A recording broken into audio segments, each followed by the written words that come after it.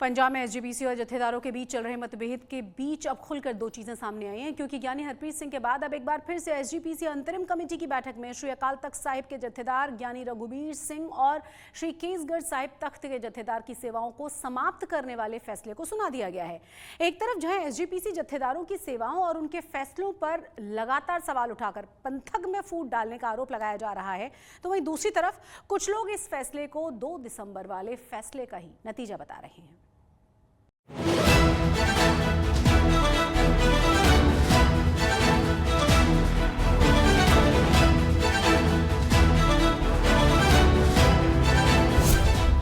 SGPC की कार्यकारिणी की मीटिंग में बड़ा फैसला।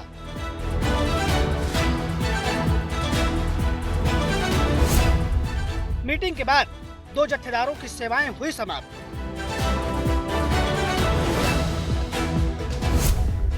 अब तक 3 जत्थेदारों के खिलाफ हुआ एक्शन।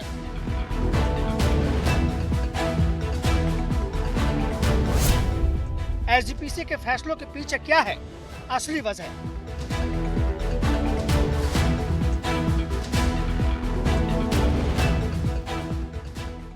पंजाब में पंथ और पॉलिटिक्स के बीच पावर को लेकर चल रही जंग अब खुलकर सामने आ गई है। ज्ञानी हरप्रीत सिंह और हरजिंदर सिंह धामी के बाद अब एसजीपीसी अंतरिम कमेटी ने 2 और जत्थेदारों की सेवाओं को समाप्त करने का फैसला किया है। एक तरफ जहां एसजीपीसी प्रधान पद से इस्तीफा वापस लेने के लिए हरजिंदर सिंह धामी को मनाने की कोशिशें चल रही थी, तो वहीं दूसरी तरफ से एसजीपीसी अंतरिम कमेटी ने श्री अकाल तख्त साहिब के जत्थेदार ज्ञानी रघुवीर सिंह और तख्त श्री केसगढ़ साहिब के जत्थेदार ज्ञानी सुल्तान सिंह की सेवाओं को समाप्त करके चौंकाने वाला फैसला लिया है। कमेटी दे विच भी हुण बदलाव आ जाऊगा, क्योंकि इहदा सिरे दा हथियार इन्हां ने चलाते। 2 तरीक नूं जो फैसले होए सीगे ਉਹ फैसलिਆਂ ਤੋਂ ਲੈ ਕੇ ਇਹਨਾਂ ਨੇ ਜਿਹੜੀ ਗੱਲ ਦਿਲ 'ਚ ਸੀਗੀ ਵੀ ਸਾਡੀ ਰਾਜਨੀਤਿਕ ਉਥਾਨ ਦੇ ਵਿੱਚ ਇਹ ਜਥੇਦਾਰ ਸਾਹਿਬ ਰੁਕਾਵਟ ਵੜਦੇ ਆ, ਇਹ ਰਬੜ ਦੀਆਂ ਮੋਹਰਾਂ ਬਣਾਉਣੇ ਚਾਹੁੰਦੇ ਸੀ। 2 जत्थेदारों की सेवाओं को समाप्त करने के बाद ज्ञानी कुलदीप सिंह गढ़गच को श्री केसगढ़ साहिब की जिम्मेदारी सौंपी गई है। इसके अलावा वो श्री अकाल तख्त साहिब का एडिशनल चार्ज भी संभालेंगे। वहीं ज्ञानी बाबा टेक सिंह को तख्त श्री दमदमा साहिब की जिम्मेदारी सौंपी गई है। अंतरिम कमेटी के इस फैसले के पीछे 2 दिसंबर को श्री अकाल तख्त साहिब की तरफ से लिए गए फैसलों को वजह बताया जा रहा है। ਇਹ ਲੱਗਦਾ ਕਿ ਜਿਹੜਾ ਬਾਦਲਾਂ ਦੇ ਖਿਲਾਫ ਜਿਹੜੀ ਇਹ ਕਾਰਵਾਈ ਕੀਤੀ ਗਈ ਹੈ ਉਸ ਤੋਂ ਬਾਅਦ ਹੀ ਸਾਰੇ ਜਥੇਦਾਰ ਬਦਲੇ ਜਾ ਰਹੇ ਨੇ। ਹੁਣ ਲੱਗਣ ਵਾਲੀ ਗੱਲ ਆ, ਇਹ ਤਾਂ ਬਿਲਕੁਲ ਬੱਚੇ ਨੂੰ ਸਮਝ ਆ, ਅਨਪੜ੍ਹ ਬੰਦੇ ਨੂੰ ਸਮਝ ਲੱਗ ਗਈ। ਇਹ ਜਿਹੜੇ ਫੈਸਲੇ ਕਰਾਉਣਾ ਚਾਹੁੰਦੇ ਸੀ ਨਾ ਜਥੇਦਾਰਾਂ ਤੋਂ, ਅਕਾਲੀ ਸਿਆਸਤ ਨੂੰ, ਸੁਖਵੀਰ ਦੀ ਸਿਆਸਤ ਨੂੰ ਜਿਹੜੇ ਚਮਕਾਉਣ ਲਈ ਵਰਤਣਾ ਚਾਹੁੰਦੇ ਸੀ, ਉਹ ਗੱਲ ਹੋਈ ਨਹੀਂ। ਹੁਣ ਇਹਨਾਂ ਨੇ ਇਹਨਾਂ ਦੀ ਬਲੀ ਲੈ ਲਈ ਆ ਤੇ ਨਾਲ ਮੈਸੇਜ ਦੇਤਾ। ਮੈਂ ਤਾਂ ਬੇਨਤੀ ਕਰਦਾ ਕੁਲਦੀਪ ਸਿੰਘ ਨੂੰ, ਮੈਂ ਜਾਣਦਾ ਨਹੀਂ ਵੀ ਜਦੋਂ ਰਘਵੀਰ ਸਿੰਘ ਤੇ ਹਰਪ੍ਰੀਤ ਸਿੰਘ ਜਦੋਂ ਲਾਏ ਸੀ, ਹੋ ਸਕਦਾ ਜਿੰਨੇ ਤੁਸੀਂ ਖੁਸ਼ ਹੋ ਇੰਨੇ ਖੁਸ਼ ਨਾ ਹੋਣ, ਤੇ ਉਸ ਤੋਂ ਬਾਅਦ ਹੁਣ ਬਾਰੀ ਤੁਹਾਡੀ ਆਉਣੀ ਆ। दोनों जत्थेदारों की सेवाओं को समाप्त करने के बाद अब एसजीपीसी जत्थेदारों की कार्यशैली और फैसलों पर सवाल उठ रहा है। तो वहीं एसजीपीसी कमेटी के मेंबर जसवंत सिंह पधिया और परमजीत सिंह रायपुर इस फैसले के विरोध में खड़े होकर सुखबीर बादल पर निशाना साध रहे हैं, जिसका मतलब साफ है कि एसजीपीसी के अंदर भी फैसलों को लेकर 2 फाड़ जैसी स्थिति पैदा हो गई है। वो जिथे सारी दुनिया च वो सराया गया सी, उन्होंने ਆਪਾਂ ਮੰਨਿਆ ਸੀਗਾ ਵੀ ਜਿਹੜੇ ਇਹਨਾਂ ਨੇ ਵਧੀਆ ਫੈਸਲੇ ਲਏ ਆ, ਭਾਵੇਂ ਉਹ ਫਖਰੇ ਕੌਮ ਦੇ ਅਵਾਰਡ ਬਾਰੇ ਸੀ, ਭਾਵੇਂ ਬਾਕੀਆਂ ਨੂੰ ਤਨਖਾਹਾਂ ਲਾਉਣ ਬਾਰੇ ਸੀ, ਜਾਂ ਇਕੱਲੇ ਨੂੰ ਛੱਡ ਕੇ ਇਹ ਕਹਿਣ ਵਾਲਾ ਸੀ ਕਿ ਹਾਂ ਜਾਂ ਨਾ ਜਵਾਬ ਦਿਓ। ਉਹ ਬਾਅਦ ਆਪਾਂ ਨੂੰ ਉਦੋਂ ਹੀ ਦੀਦਾ ਸੀ ਬਹੁਤੇ ਸਾਨੂੰ ਤਾਂ ਵੀ ਇਹ ਜੇ ਤਾਂ ਆਪਣੇ ਅਨੁਸਾਰ ਚਲਾਉਣਗੇ ਇਹ ਤਾਂ ਉਹ ਠੀਕ ਆ, ਜਦੋਂ ਜਥੇਦਾਰ ਨਹੀਂ ਚੱਲਣਗੇ ਤੇ ਉਦੋਂ ਇਹਨਾਂ ਨੂੰ ਬਦਲਤਾ ਜਾਊਗਾ। सो वही गल हुई। एसजीपीसी के इस फैसले के बाद अब ज्ञानी रघुवीर सिंह श्री हरविंदर साहिब में हेड ग्रंथी के तौर पर अपनी सेवाएं देंगे। वहीं ज्ञानी सुल्तान सिंह ग्रंथी के तौर पर अपनी सेवाएं जारी रखेंगे। 1 महीने के भीतर 3 प्रमुख जत्थेदारों की सेवाओं को समाप्त करने के बाद अब पंथक पॉलिटिक्स में चल रहा गतिरोध और बढ़ गया है, क्योंकि इस मीटिंग को लेकर जहां ये कयास लगाया जा रहा था कि इस मीटिंग में हरजिंदर सिंह धामी के इस्तीफे को खारिज किया जा सकता है, पर एसजीपीसी के मेंबरों के मुताबिक इस मीटिंग में धामी के इस्तीफे को लेकर कोई चर्चा नहीं की गई। बिल्कुल धामी साहब बारे गल भी नहीं की गई। कोई क्यों करनगे धामी साहब की गल? धामी साहब नूं जे करना उदन अस्तीफा रद्द कर देंदे, वो आ जांदे। हालात ये जे बनाए सी, पंजाबी च कहो भी धामी साहब का अस्तीफा पेंडिंग रख लिया, उन्होंने कहंदे वापस लै थुक के चट। आ फैसला धामी साहब ने नहीं सी करना, इस करके धामी साहब की नहीं गल की। हालांकि हरजिंदर सिंह धामी की तरफ से एक दिन पहले ही साफ कर दिया गया था कि वो किसी भी परिस्थिति में अब अपना इस्तीफा वापस नहीं लेंगे।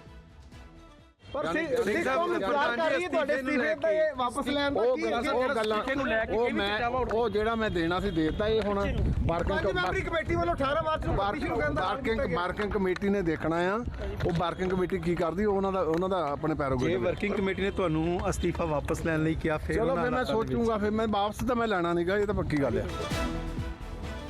बहरहाल अब देखना ये होगा कि एसजीपीसी के द्वारा लगाए जा रहे आरोपों पर ज्ञानी रघुवीर सिंह की तरफ से क्या प्रतिक्रिया आती है, क्योंकि एसजीपीसी के मुताबिक जत्थेदार के रूप में ज्ञानी रघुवीर सिंह अपनी जिम्मेदारियों को सही तरीके से निभाने में असफल रहे हैं। अमृतसर से अमित शर्मा के साथ आज तक ब्यूरो। आपको बता दें कि ज्ञानी रघुवीर सिंह के नेतृत्व में ही 5 तख्तों के सिंह साहिबान ने रघुवीर सिंह बादल, सुखबीर सिंह बादल और अन्य अकाली नेताओं के खिलाफ बेअदबी से जुड़े हुए मामले की सुनवाई की थी। और अब इन 5 ही सिख साहिबानों के 3 जत्थेदारों की सेवाओं को खत्म किया जा चुका है। अब आपको बताते हैं कि जत्थेदार ज्ञानी रघुवीर सिंह ने 2 दिसंबर को जो फैसला सुनाया था, उसमें सबसे पहला फैसला था रघुवीर बादल और अन्य अकाली नेताओं के इस्तीफे से जुड़ा हुआ, और दूसरा फैसला अकाली दल में भर्ती प्रक्रिया से जुड़ा हुआ था। क्योंकि अकाल तख्त साहिब ने सदस्यता अभियान के लिए एक सदस्यीय कमेटी बनाई हुई थी, जिसमें अकाली दल के बागी नेता भी शामिल थे, लेकिन अकाली दल ने उस कमेटी को नकारते हुए अपना सदस्यता अभियान पार्टी द्वारा बनाई गई कमेटियों के जरिए चलाया, जिसके बाद जत्थेदार ज्ञानी रघुवीर सिंह की तरफ से इस पर आपत्ति जताई गई और यहीं से विरोध का दौर शुरू हुआ। इसके बाद एसजीपीसी की एग्जीक्यूटिव कमेटी ने जत्थेदार ज्ञानी हरप्रीत सिंह को पद से हटा दिया, जिसका जत्थेदार ज्ञानी रघुवीर सिंह ने विरोध किया, और उसके बाद ज्ञानी रघुवीर सिंह के विरोध की वजह बताकर हरजिंदर सिंह धामी ने भी पद से इस्तीफा दे दिया। सूत्रों के मुताबिक ज्ञानी रघुवीर सिंह का मानना यह था कि अकाल तख्त से जो फैसले किए जा रहे हैं वो बिना किसी बाहरी दबाव के लिए किए जाएं। ज्ञानी रघुवीर सिंह और ज्ञानी सुल्तान सिंह को जत्थेदार पद से हटाए जाने के बाद पंजाब में सियासी भूचाल आ गया है। विपक्षी दल इस फैसले के बाद अब अकाली दल पर भी निशाना साध रहे हैं। देखिए, श्री अकाल तख्त साहब एक ऐसी संस्था है जो दुनिया में सिख पंथ की जो स्पेशलिटी है, जो इसका न्यारापन है, उसको दिखाती है। इस संस्था की मर्यादा बहाल रहनी चाहिए, और मुझे ये लगता है अब जो श्रोमणी गुरुद्वारा प्रबंधक कमेटी, जो हमारी मिनी पार्लियामेंट है, एक सिरमौर संस्था है, उस पर काबज जो पॉलिटिकल आउटफिट है, उसकी सत्ता की भूख के कारण किसी एक खास परिवार को बचाने के लिए एक एक करके जो पंथक सेंटिमेंट्स रखते हैं लोग, जो अपनी जिम्मेदारी निभा रहे थे, उनको निकाला जा रहा है। ये बहुत ही दुखद है। ਅੱਜ ਸ਼੍ਰੋਮਣੀ ਗੁਰਦੁਆਰਾ ਪ੍ਰਬੰਧਕ ਕਮੇਟੀ ਦੀ ਅੰਤਰਿਮ ਕਮੇਟੀ ਵੱਲੋਂ ਜੋ ਮੀਟਿੰਗ ਦੇ ਵਿੱਚ ਜਥੇਦਾਰ ਸਾਹਿਬਾਨ ਦੇ ਖਿਲਾਫ ਫੈਸਲੇ ਲਏ ਗਏ ਨੇ, ਜੋ ਮੈਂ ਸਮਝਦਾ ਕਿ ਬਹੁਤ ਹੀ ਦੁਖਦਾਈ ਨੇ। ਸ਼੍ਰੀ ਅਕਾਲ ਤਖ਼ਤ ਸਾਹਿਬ ਦੇ ਜਥੇਦਾਰ ਗਿਆਨੀ ਰਘੁਵੀਰ ਸਿੰਘ ਜੀ ਅਤੇ ਜਥੇਦਾਰ ਗਿਆਨੀ ਸੁਲਤਾਨ ਸਿੰਘ ਜੀ, ਉਹਨਾਂ ਨੂੰ ਅਹੁਦੇ ਤੋਂ ਹਟਾਇਆ ਗਿਆ। ਸੋ ਇਹਨਾਂ ਫੈਸਲਿਆਂ ਦੇ ਨਾਲ ਦੁਨੀਆ ਦੇ ਵਿੱਚ ਬੈਠੇ ਹਰ ਸਿੱਖ ਦੇ ਮਨ ਨੂੰ ਬਹੁਤ ਵੱਡੀ ਠੇਸ ਪਹੁੰਚੀ ਆ, ਕਿਉਂਕਿ 2 ਦਸੰਬਰ ਨੂੰ ਸ਼੍ਰੀ ਅਕਾਲ ਤਖ਼ਤ ਸਾਹਿਬ ਦੀ ਫਸੀਲ ਤੋਂ ਜੋ 5 ਸਿੰਘ ਸਾਹਿਬਾਨ ਵੱਲੋਂ ਫੈਸਲੇ ਲਏ ਗਏ ਸੀਗੇ, ਜਿਸ ਦੇ ਨਾਲ ਇੱਕ ਬਹੁਤ ਵੱਡਾ ਮੈਸੇਜ ਗਿਆ ਸੀਗਾ ਸੰਸਾਰ ਦੇ ਵਿੱਚ ਬੈਠੇ ਇਕੱਲੇ ਸਿੱਖ ਨਹੀਂ, ਹਰ ਧਰਮ ਦੇ ਲੋਕਾਂ ਦੇ ਵਿੱਚ। ਲੇਕਿਨ ਪਿਛਲੇ 2.5 ਮਹੀਨੇ ਦੇ ਵਿੱਚ ਜਿਹੜੀ ਸ਼੍ਰੀ ਅਕਾਲ ਤਖ਼ਤ ਸਾਹਿਬ ਦੀ ਮਰਿਆਦਾ ਬਹਾਲ ਹੋਈ ਸੀ 2 ਦਸੰਬਰ ਨੂੰ, ਉਸ ਨੂੰ ਢਾਹ ਲਾਉਣ ਦੀ ਕੋਈ ਕਸਰ नहीं ਛੱਡੀ गई। पंजाब में नशे पर नकेल कसने के लिए पुलिस के द्वारा बड़े पैमाने पर ऑपरेशन कॉसो को फिर से रीस्टार्ट कर दिया गया और इस दौरान पंजाब और उसे सटे राज्यों में एंट्री पॉइंट्स को सील करके एक चेकिंग अभियान चलाया जा रहा है।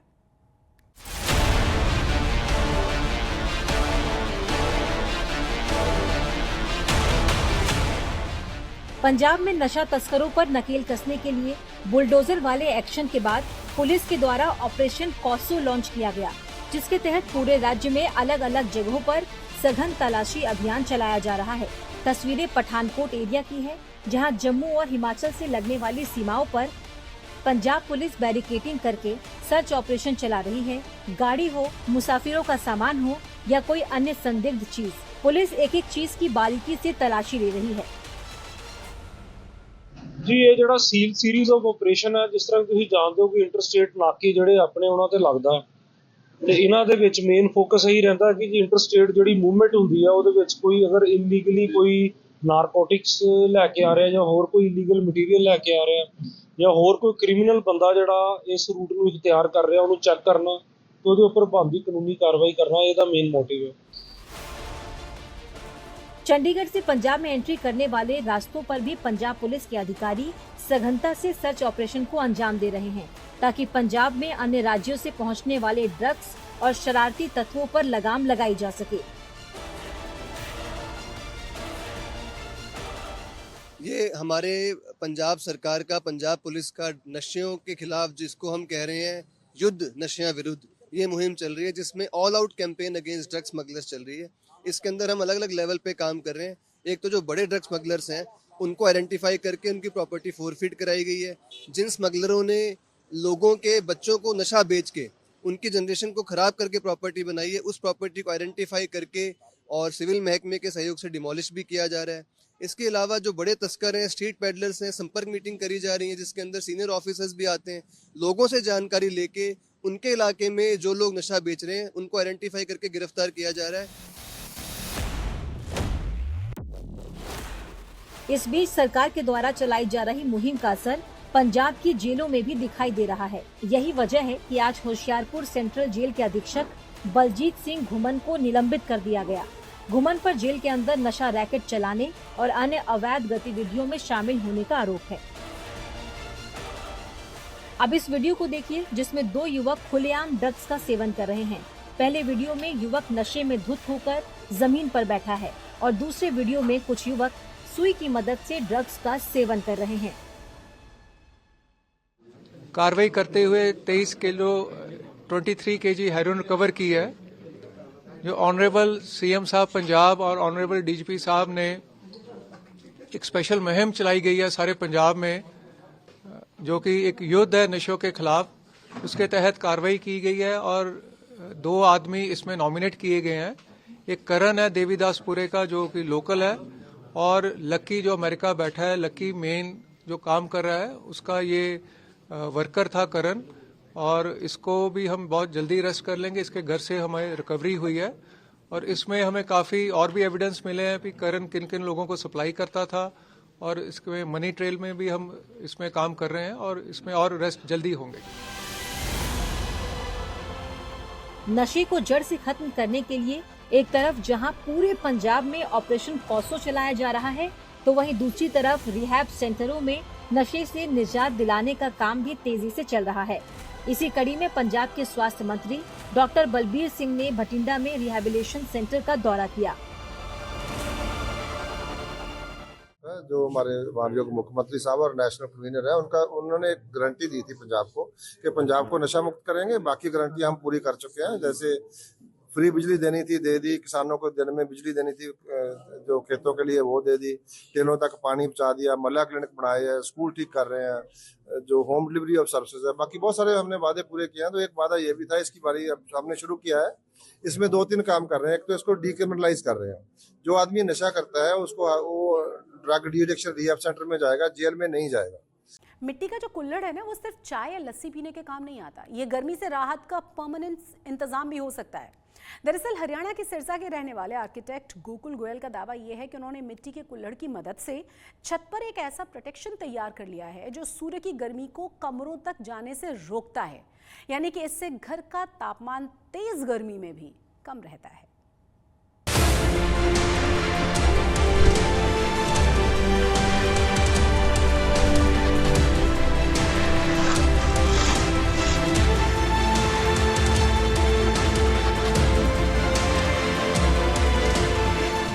मिट्टी से बने कुल्हड़ का ऐसा इस्तेमाल आपने शायद ही पहले कभी देखा हो, जहां कुल्हड़ से की गई है छत की सजावट। दरअसल ये सजावट नहीं, गर्मी से राहत का अनूठा इको फ्रेंडली इंतजाम है, जिसमें खास तकनीक के जरिए छत पर मिट्टी के कुल्हड़ का एक लेयर चढ़ाया गया है। दावा है कि ऐसा करने से न सिर्फ गर्मी से राहत मिलती है, बल्कि बिजली की भी बचत होती है। और ये दावा कर रहे हैं इस तकनीक को प्रयोग में लाने वाले आर्किटेक्ट गोकुल गोयल, जो हरियाणा के हिसार से ताल्लुक रखते हैं। ये कुल्हड़ छत में इस्तेमाल करने का जो बेसिक एक सिंपल सा लॉजिक ये था कि हमें उसको एक एयर इंसुलेशन की तरह इस्तेमाल करना था। हीट जो है वो इंसुलेशन का एक काम करती है, हवा जो है, तो गर्मी जो है वो नीचे, अगर ऊपर हमने कुल्हड़ रख दी है स्लैब के ऊपर, तो वो ऊपर से गर्मी जो है नीचे आने से पहले और उसको अपने पास मतलब एक गैप बना लेती है, इसलिए हमने कुल्हड़ों का इस्तेमाल किया। गोकुल के मुताबिक इस तकनीक में सबसे पहले छत की सफाई करके उसकी वाटर प्रूफिंग की जाती है और फिर प्लास्टर चढ़ाया जाता है। इस दौरान इस बात का विशेष ध्यान रखा जाता है कि छत के किसी भी हिस्से में कहीं से भी पानी का रिसाव न हो। इसके बाद उल्टे मुंह करके कुल्हड़ों को रखा जाता है और बाद में कुल्हड़ों पर जाली लगाकर इसे पैक किया जाता है। इसमें हमने सबसे पहले छत को मिट्टी विट्टी निकाल के सब साफ किया और उसको एकदम अच्छे से धोया एकदम बेसिकली, और उसके बाद उसको वाटर प्रूफिंग करी, पहले केमिकल वाटर प्रूफिंग करके इसको 3 दिन तक इस पे पानी खड़ा रखा ताकि पता चले कि कहीं पानी की लीकेज तो नहीं हो रही है। और उसके बाद हमने इसके ऊपर प्रोटेक्शन प्लास्टर की एक लेयर चढ़ाई। प्रोटेक्शन प्लास्टर के बाद हमने उसके ऊपर कुल्हड़ों की प्लेसमेंट शुरू करी। 650 स्क्वायर फुट एरिया है, उसमें करीबन हमारे 6,500 से 7,000 कुल्हड़ों के बीच में इस्तेमाल हुए हैं। मतलब एवरेजली देखा जाए 10 से 11 कुल्हड़ पर स्क्वायर फुट। कॉस्टिंग की अगर हम बात करें तो पूरा प्रोसेस शुरुआत से लेके अंत तक, इस्तेमाल करने लायक छत बनाने तक जो है वो हमें 250 रुपए पर स्क्वायर फुट की कॉस्टिंग हमारे पड़ी है। मतलब गर्मी से मुकाबले की तैयारी पूरी है। अब जाहिर है गर्मी नहीं लगेगी तो पंखा, कूलर या एसी पर निर्भर भी कम रहना पड़ेगा, और अगर एसी कूलर नहीं चलेगा या कम चलेगा तो बिजली बिल भी कम आएगा और घर के अंदर साफ हवा भी आएगी। ऐसे में अगर छत के बाहरी हिस्सों में बांस का छज्जा तैयार कर दिया जाए तो सीधी धूप से भी बचा जा सकेगा और ये घर की गर्म हवा को बाहर निकालने में एग्जॉस्टर का भी काम करेगा। है ना गर्मी से राहत का अनूठा इको फ्रेंडली इंतजाम।